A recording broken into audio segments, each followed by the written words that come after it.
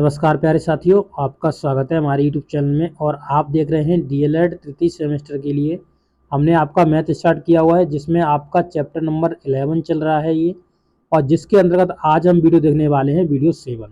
तो इससे पहले कि अगर आपने वीडियो नहीं देखे तो आप जाकर के जरूर देख लीजिएगा, क्योंकि इससे पहले हमने आपके एक्सरसाइज के क्वेश्चनों को और आपके कॉन्सेप्ट के क्वेश्चनों को कराया हुआ है। तो आज हम क्वेश्चन नंबर 8 से आगे बढ़ रहे होंगे और 8 क्वेश्चन को हम डिस्कस करेंगे। उसके बाद 9 क्वेश्चन इस तरीके से हम आगे बढ़ते हुए चलेंगे।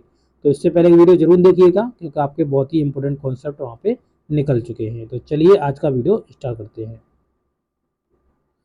तो देखिए साथियों, ये आपका क्वेश्चन नंबर 8 है, जिसमें कह रहा है कि आपको क्या करना है, माध्यिका ज्ञात करनी है, यानी कि आपको मीडियन ज्ञात करना है। तो आप किस तरीके से मीडियन ज्ञात करेंगे, माध्यिका ज्ञात करेंगे। तो ये आपको एक सारणी दे दी गई है, जिसमें आपकी पद की बात करी गई है और बारंबारता की बात की गई है। मैं आपको कई बार बता चुका हूँ, ये जो 2 पद है वो आपका एक बार रिपीट हुआ है। ये जो बारंबारता होती है रिपीट होता है, आवृत्ति होती है। और यहाँ पे 4 पद है वो आपका 3 बार रिपीट हुआ है, 6 पद 2 बार रिपीट हुआ है, 8 पद 4 बार रिपीट हुआ है, 10 पद आपका 3 बार रिपीट हुआ है, और 12 पद 2 बार, 14 पद 4 बार रिपीट हुआ है। तो ये चीज़ आपको याद रखनी है। ये जो रिपीटेशन है यही आवृत्ति डिनोट करती है, रिपीटेशन कितने कितने बार इसका हो रहा है। अब सॉल्यूशन में आपको क्या करना होता है, तो ये आप देख लीजिए यहाँ पे। तो सॉल्यूशन में दिया गया है कि पद बारंबारता हमें मध्यिका के लिए हमको क्या करना होता है, इसमें संचयी बारंबारता हमको बनानी होती है। जैसे कि समांतर माध्य में हमको ऐसा कुछ नहीं करना होता था, हमको डायरेक्ट उनका मल्टीपल कर देना होता था एक्स और एफ का, और बाद में हमको एक फॉर्मूला लगा करके आसानी से उसको कर लेना होता था। परंतु यहाँ पर क्या होगा, यहाँ पर आपको संचयी बारंबारता निकालनी पड़ेगी, जिसको आपको समझना बहुत ही जरूरी है। ठीक है, तो संचयी बारंबारता को इंग्लिश में कहते हैं कम्युलेटिव फ्रिक्वेंसी। तो ये आपको निकालनी होगी। तो चलिए देखते हैं किस तरीके से संचयी बारंबारता को निकाला जाता है। वो हम यहाँ पे सब पूरी जानकारी आपको देंगे, ताकि आपके सभी डाउट क्लियर हो पाए। तो यहाँ पे देखिए, पदों का हमने नंबर लिख लिया है कि पदों के नंबर कितने दिए हुए हैं, आपको फ्रिक्वेंसी कितनी दी हुई है वो हमने आपको लिख ली है। इसके बाद जो संचयी बारंबारता होती है वो किस तरीके से निकाली जाती है, वो अब हम आपको बताने जा रहे हैं। तो देखिए, यहाँ पे संचयी बारंबारता में कोई आपको तोप नहीं मारनी होती है, बहुत ही ईजी होती है। तो यहाँ पे देखिए, ये जो वन है, वन को हमको डिट्टो उतार देना होता है। अब इतना केस खत्म होने के बाद हमको क्या करना है, देखिए इस 3 को इस वन में जोड़ना होता है। जोड़ने के बाद यहाँ पे लिख देना होता है नीचे उसके। कितना हो गया, 4 हो गया ना, 3 और 1 4 हो गया। इसी प्रकार से अगले स्टेप में आपको क्या करना है, तो अगले स्टेप में देखिए, अगले स्टेप में आपको 2 और 4 को जोड़ना है, नीचे लिख देना है, 6 हो गया। इसी प्रकार से आपको नेक्स्ट स्टेप करेंगे तो 6 और 8 को 6 और 4 को जोड़ना है, आपका 10 हो गया, नीचे लिख देंगे। इसी प्रकार से आपको क्या करना होगा, 3 और 10 को जोड़ेंगे, 13 हो गया।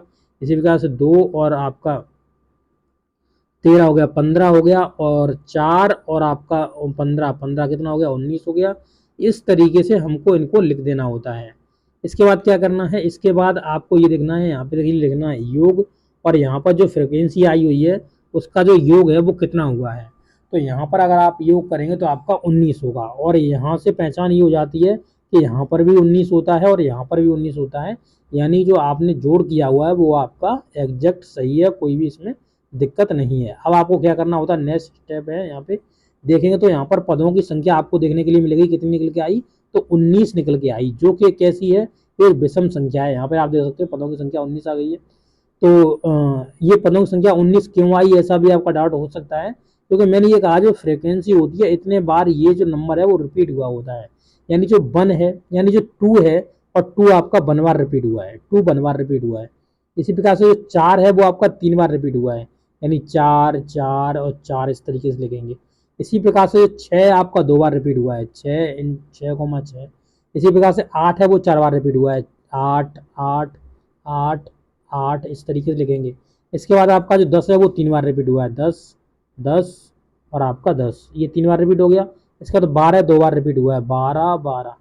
इसी बाद जो 14 है 4 बार रिपीट हुआ है, 1 बार 2 बार और 3 बार और ये 4 बार। तो इस तरीके से ये आपके लिखे होते हैं आंकड़े, जो आपके पद दिए गए हैं वो इस प्रकार से लिखे होते हैं। परंतु इन्हें हम फ्रिक्वेंसी के माध्यम से इन्हें शॉर्ट तरीके में हम इनको लिख देते हैं, वही चीज़ यहाँ पे लिखी हुई है। तो आप देख सकते हैं ये जो नंबर ऑफ यहाँ पे जो आपके आ गए आंकड़े वो आपके 19 हैं।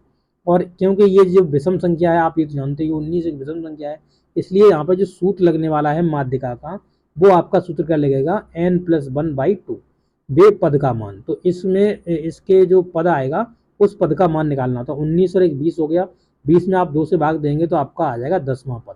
तो 10वां पद हमको यहाँ पे सर्च करना है कि 10वां पद क्या है और उसकी वैल्यू हमको क्या रखनी है। तो देखेंगे साड़ी में चलेंगे, 10वां पद देखेंगे तो यहाँ पर देख सकते हो ये है आपका 10वां पद, ये है आपका 10वां पद। इसी के जस्ट सामने जाओगे आप तो यहाँ पर आपको 4 लिखा मिलेगा। 4 क्या है, ये फ्रिक्वेंसी है, इतने बार आया हुआ है।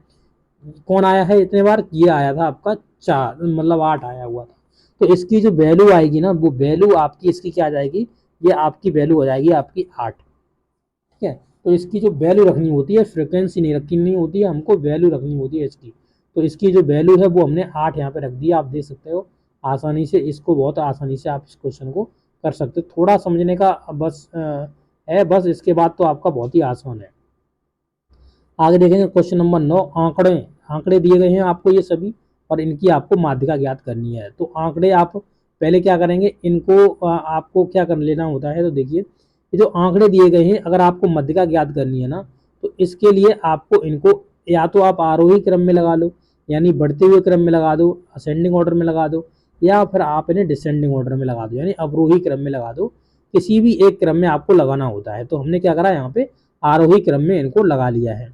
ठीक है, अब आरोही क्रम में लगाने के बाद यानी छोटे से बड़े की तरफ चले गए हैं। तो हम देखिए 3 4 7 9 10 13 15, तो ये छोटे से बड़े की तरफ जा रहे हैं।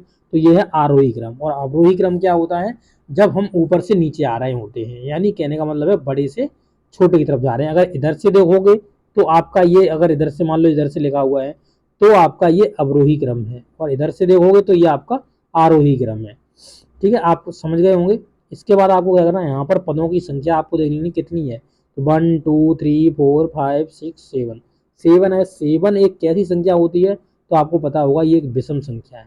और जब विषम संख्या है तो इसका जो मीडियन का फॉर्मूला लगेगा वो n+1/2 वे पद का मान लगेगा। तो यहाँ पर आप देखेंगे 7 + 1 कितना हो गया, 8 हो गया। और 8 में 2 से डिवाइड कर दोगे तो आपका 4वें पद का मान आपको ज्ञात करना है। तो 4वें पद का मान यहाँ पर हम देख लेते हैं कौन सा है। तो ये हमारा क्रम लगा हुआ है, इसमें 4वें पद का मान, तो 1 2 3 और ये 4 आ गया। इधर से देखोगे फिर भी ये 4 ही रहेगा, क्योंकि मध्य का जो होता है वो मिडिल का टर्म होता है। ये चीज़ आपको याद रखनी है। तो इसकी जो वैल्यू आ जाएगी वो कितनी आ जाएगी, 9 आ जाएगी। तो 9 वैल्यू है तो 9 आपकी आ जाएगी इसकी वैल्यू। ठीक है, तो इस तरीके से आप इसके जो क्वेश्चन है उसको आप आसानी से समझ पाओगे। तो चलिए क्वेश्चन नंबर 10 देखते हैं अब। इसमें जो आंकड़े दिए गए हैं उनकी मध्यिका की बात कर रहा है कि मध्यिका बताइए। तो इसे हमने आरोही क्रम में लिख लिया है पूरी को मध्यिका को, जैसे 6 9 10 12 15 इस तरीके से आरोही क्रम में लिख गया। यहाँ पदों की संख्या अगर आप देखेंगे तो आपकी 5 निकल के आएगी, यानी 1 2 3 4 5, तो 5 पदों की संख्या है। इसलिए ये जो विषम है, विषम के लिए हम सूत्र लगाते हैं मध्यिका बराबर n+1/2 वे पद का मान। ठीक है, तो इसमें पद का मान कितना निकल के आएगा, यानी यहाँ पे 5 और 1 6 जोड़ देंगे, 6 के बजाय 2 2 भाग देंगे तो 3। 3वें पद की वैल्यू आई, यहाँ पे 3वां पद हमको रखना है। तो देखिए 1 2, 3वां पद 10 आया, 10 वैल्यू, तो 10 वैल्यू रहेगी आपकी।